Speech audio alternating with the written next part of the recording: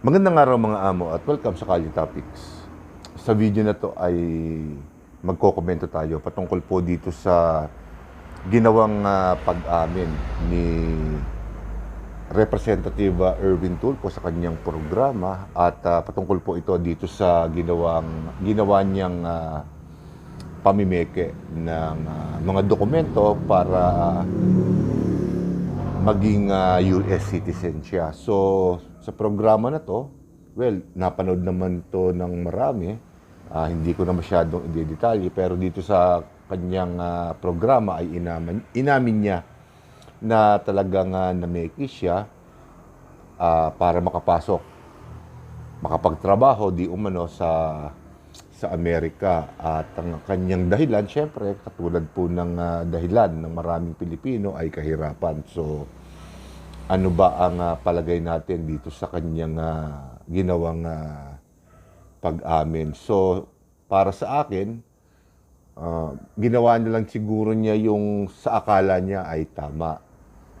Pero sa kung paano niya in-execute, kung paano niya ginawa yung pag-amin, ay parang ika nga nakukulangan pa ako. Kung ako ang tatanungin, syempre, dahil kumbaga mababaw lang yung kumbaga pangkaraniwan lang yung ibinigay niyang dahilan kung bakit nameke siya ng dokumento, kasi mahirap daw sila dati. At ginawa niya yung bagay na yon para makatulong sa kanyang pamilya, sa kanyang anak, para guminhawa. So, typical na OFW, ika nga, sabi niya.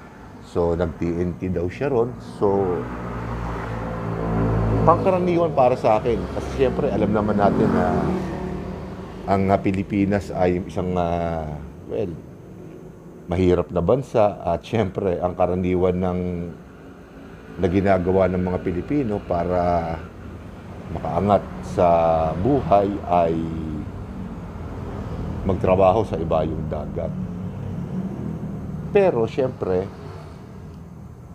katulad nga po na sinabi ko, nakukulangan ako dun sa kanyang ginawa. At sa tingin ko, mali yung ginawa niyang pambungad.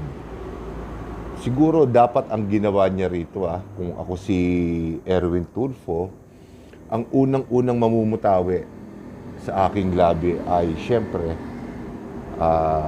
humingi ng tawad. Kumbaga, inamin mo na rin lang naman ano ba naman yung humingi ka ng tawad. Hindi dahil hindi Pilipino o hindi Pilipinas ang ginawan mo ng ganung bagay, ng pamimeke. Kung hindi para ipakita sa tao na sincero ka, na kumbaga parang binibigyan mo ng hustisya yung sinabi mo na kagaya ka lang din ng maraming OFW na gagawin ng lahat, makarating lang sa ibang bansa kahit mameke. Dapat ihingi mo rin ng tawad yun. Kasi syempre, marami naka-obserba. Ako, na-obserbahan ko din na habang nangangatwiran ka kung bakit siya nameke ng dokumento, para bang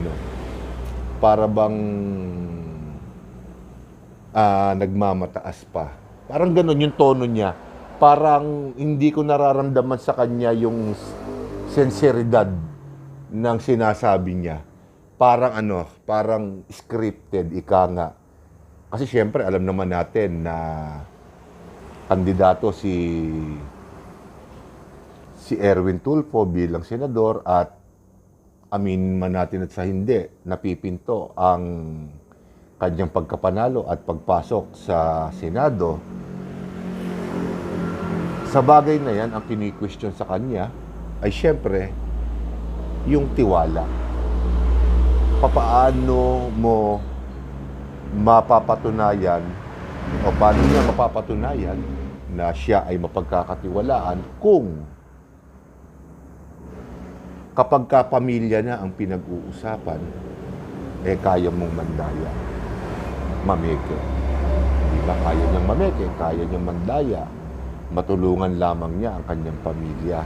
Kaya sabi ko, parang mali din yung pambungad. Siguro importante yung pambungad kasi kung kung humingi muna siya ng tawad, tsaka niya i-deliver yung mga sinabi niya na yon, baka nagkaroon pa ng hustisya yung pangangatwiran niya.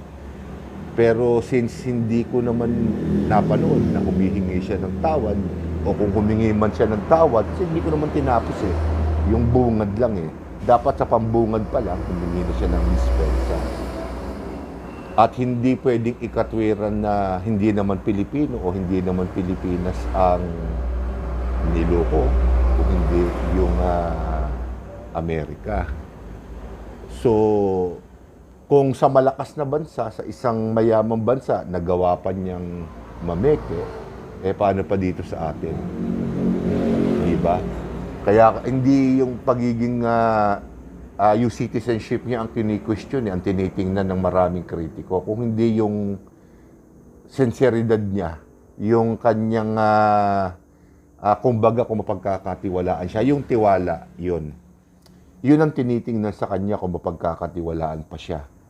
O kung dapat pa siyang pagkatiwalaan sa kabila ng ginawa niya at pag-amin. Ngayon, syempre, meron din tayong mga tanong dyan. Una na nga dyan, syempre, yung kung mapagkakatiwalaan ka. Ikalawa, may sapat nga ba siyang kakayahan para gampanan ang tungkulin ng isang senador. Alam po natin na lawmaking body ang Senado. At sa tingin ko, nang maupo siyang kongresista, wala pa ako naririnig na batas na ipinasa niya sa Kongreso o naipasa sa Kongreso at naging batas para masabi niya na may kapasidad siya na maging mambabatas. Tama, isang malaking factor ang kasikatan. Pero hindi lahat ng kasikatan ay nakakatulong sa paggawa ng batas. Kung yan lang din ang magiging basihan para manalo sa isang posisyon sa gobyerno, siguro mabibigyan natin ng hustisya kung bakit maraming artista ang kumakandidato ngayon. At nagbabaka sakali na yung kanilang kasikatan ang magdala sa kanila sa tagumpay, sa opisina o sa posisyon na kanilang tinatakbuhan. Hindi ko rin nakikita na bagamat ang mga tulfo ay maraming natulungan, mga pangkaraniwan tao, hindi rin naman pwedeng maging basihan na pagka ikaw ay matulungin, may magagawa ka. Lalong-lalo, sabi ko na nga sa inyo mga amo, pagdating sa Senado at sa Kongreso, dapat medyo maselan din tayo dyan.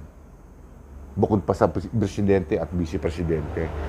Dapat sa mga posisyon na yan, maging maselan tayo dahil gumagawa sila ng batas dyan eh.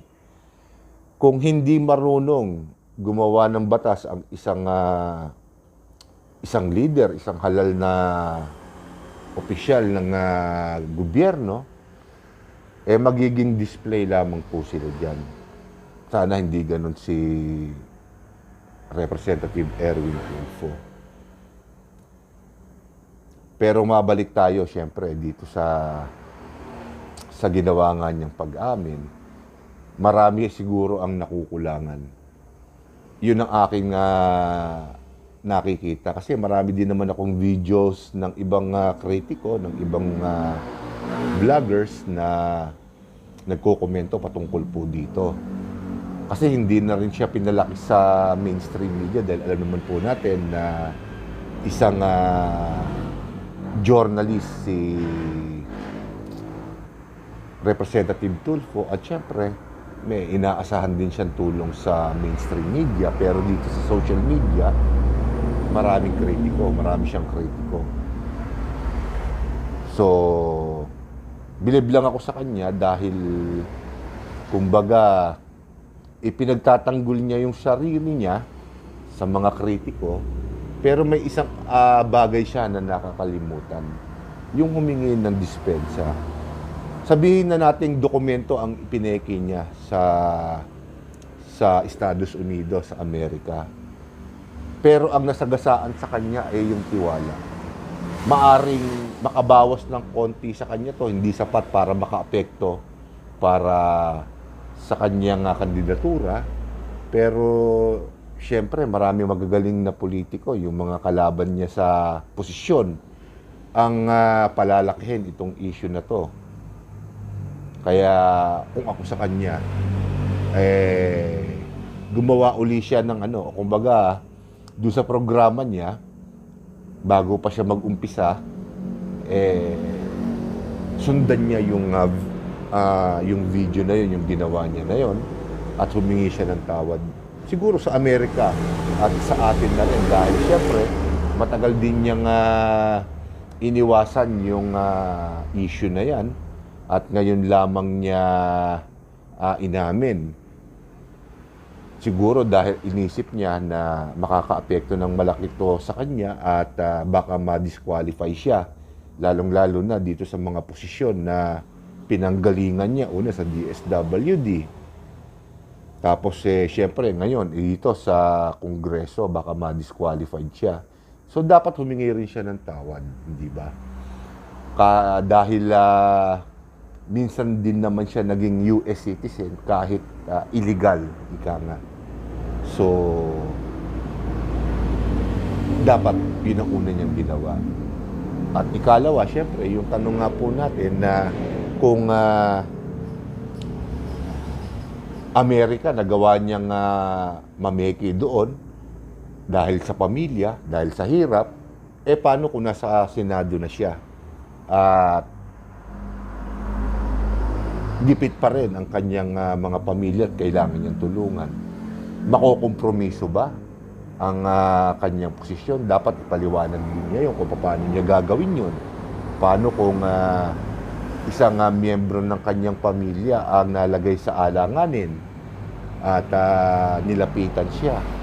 Parang yung mga nakikita nating issue ng mga nakakaraan, katulad nung kay Senator Gatchalian, nung sumabit yung kanyang, sabi nila, kamag-anak daw yung nasa loob ng SUV, biglang tumahimik yun. So, sigurado ginamit niya yung kanyang impluwensya para tumahimik na yung issue, hindi na lumaki.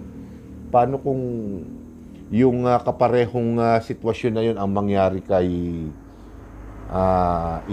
future Senator Erwin Tulfo? Paano na? Di ba?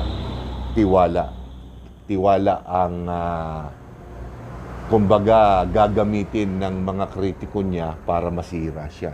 Dapat ngayon pa lang i-address niya na yon. Dapat humingi siya ng tawad. Kung hindi siya hihingi ng tawad, siyempre, at mananatili siyang ganyan ng tayo niya, okay lang na maging ipakita mo sa tao na ikaw ay matibay na tao, astig, ika nga. Pero hindi naman nakakabawas ng kaastigan, ng pagiging tigasin, yung humingi ng dispensa. Nakakadagdag yun. Sana gawin niya. Malaking bagay yun, baka madagdagan pa ang boto niya. Mano bang paminsan-minsan, bababa ka ng konti, magpapakumbaba ka. Kasi nakikita ng marami, masyado siyang mataas, arugante. Yun ang dating. Yun ang dating ng kanyang persona sa maraming tao. Kaya, yun ang napupuna ko sa kanya. So, dito ko na muna tatapusin ng video na to at sa susunod ko pa pong mga video ay ibang paksa naman po ang ating bibigyan ng komento. So, maraming salamat po sa inyo at magandang araw.